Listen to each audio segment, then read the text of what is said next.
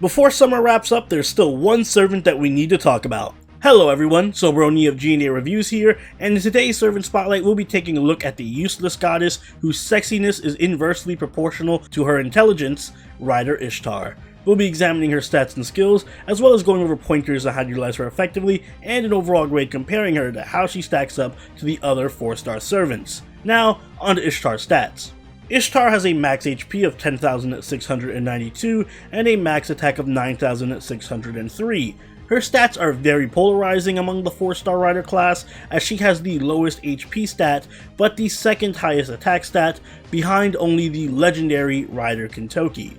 Likewise, compared to the other 4-star servants in general, her HP ranks near the bottom, while her attack is actually above average. Ishtar's stats lean heavily toward offense, making her a little fragile and more of a glass cannon. Taking a look at her skills, her first skill is Shining Water Garments rank A. It increases the quick card effectiveness, buster card effectiveness, and NP gain of the entire party between 10 to 20% depending on level. Her second skill is Excel Turn rank B. It applies Evade to herself for 1 hit and increases her crit strength for 1 turn between 30 and 50% depending on level. And finally, her last skill is Summer Breaker rank A. It applies invincibility to herself for 1 hit, and it also increases her crit strength, critical star drop rate, NP gain, debuff resist, and HP recovery amount for 1 turn between 30 and 50% depending on level, but as a demerit, it will also inflict stun on her for 1 turn after using it. Moving on to her passives, Rider Ishtar has Riding rank EX, which increases her quick card effectiveness by 12%, Independent Action rank A, which increases her crit strength by 10%, and Core of the Goddess rank B, which applies damage plus 225 to all her attacks, and increases debuff resist by 22.5%. As for her deck and Noble Phantasm, Rider Ishtar has a Quick Arts deck with Quick Arts Buster and a Quick Noble Phantasm. Her Noble Phantasm is Angalta 7 colors. It increases her quick card effectiveness for 1 turn between 20 and 60% depending on overcharge, and it also deals heavy damage to all enemies with between a 600% and 1000% damage modifier depending on level. Taking a closer look at her cards, we see that her quick card hits twice, her arts card hits 3 times, her buster hits 5 times, and her extra attack hits 3 times. She has an NP gain rate of 0.68% and a star rate of 9%. She has average NP gain due to having great NP gain on her arts, but terrible NP gain on her quick. She also only has average star generating despite the quick leaning deck because of low hit counts. Our goddess has descended upon us in a new form, this time as a rider.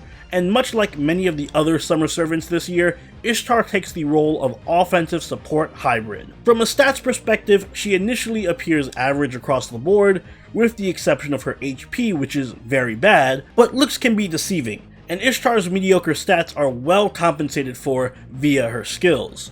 Most notably her first skill, Shining Water Garments, which provides her endless team utility. This skill gives a 20% party-wide buff to buster cards, quick cards, and NP gain. In other words, this skill is like an engine that provides your team with everything it needs. Higher damage, better star generating resulting in more crits, and an NP battery to enable NP spamming. And because of the short cooldown and high uptime, this skill is also very consistent. Speaking of low cooldown, Ishtar possesses another skill with an extremely low cooldown in Excel Turn.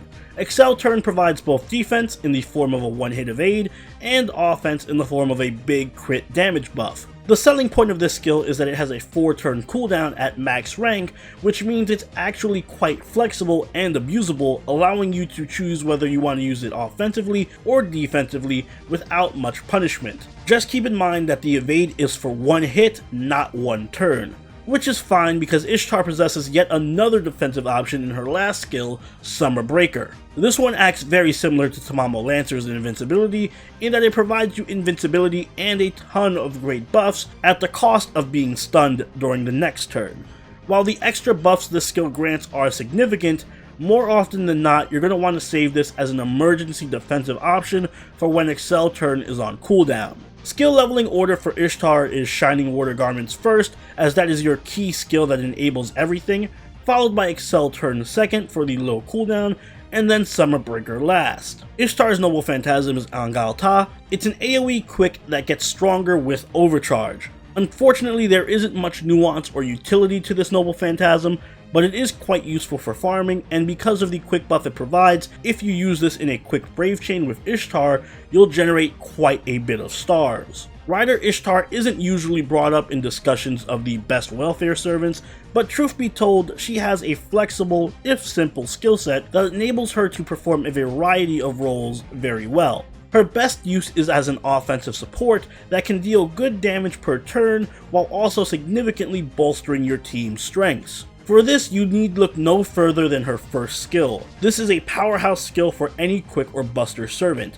On top of the damage that it gives, the star gen and NP gain can make your team a lot more consistent and allows Ishtar to fill the role of multiple supports at once. You don't need a dedicated NP buffer, or star generator, or damage buffer if you have Ishtar providing all of that for you in one skill. Furthermore, despite Ishtar's low HP, she has two good defensive options. Her evade is on such a low cooldown that it's almost always available to protect her from an enemy Noble Phantasm, while her invincibility gives her an extra layer of defense should things go wrong, which makes Ishtar surprisingly sturdy. Not necessarily a tank, but tough enough to stick it out through nearly any battle. But even if you aren't looking for support, Ishtar can also competently step up as your main offensive option too. This is because she has incredible passives that can boost her quick and crit damage. Between her passives and her active skills, Ishtar has access to a 32% quick buff with high uptime, and a whopping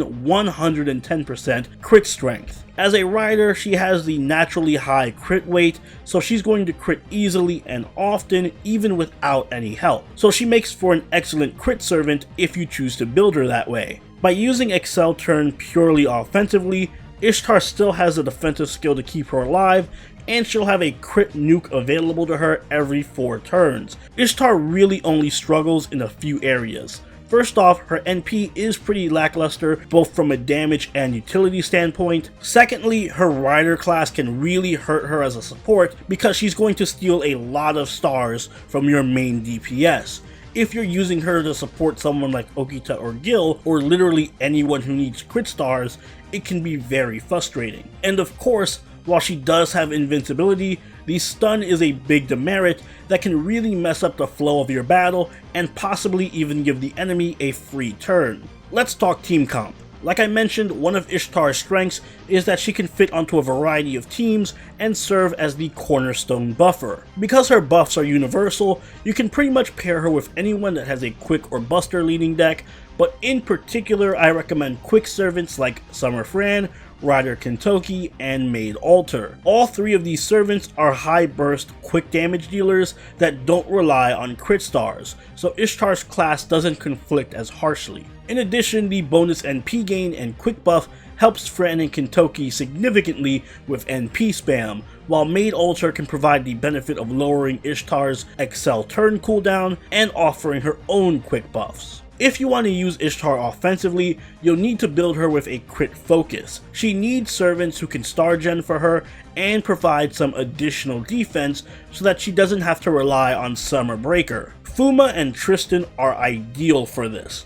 Both provide Ishtar with an evade to make up for the fact that she'll be using her Excel Turn offensively, and both are very good star generators. It also helps that both are quick based, so they benefit from Ishtar's buffs greatly. Ishtar's Bondcraft Essence is Championship Cup of the Goddess. It buffs the quick card effectiveness and NP strength of all allies by 10%. This is a solid to strong craft essence because it synergizes so well with Ishtar's offensive support playstyle. I highly recommend using it in any case where you aren't building strictly offensively. Speaking of which, some of the other great options for hybrid support Ishtar include 2030, Wolves of Mibu, Dangerous Beast, and Seaside Luxury, all depending on how much of an offensive presence you want Ishtar to have. If you want to go full crit tar, then your options include Holy Night Sign, Midsummer Moment, Hot Spring of the Moon, and Gem Magecraft. In the future, be on the lookout for 3 Anglers.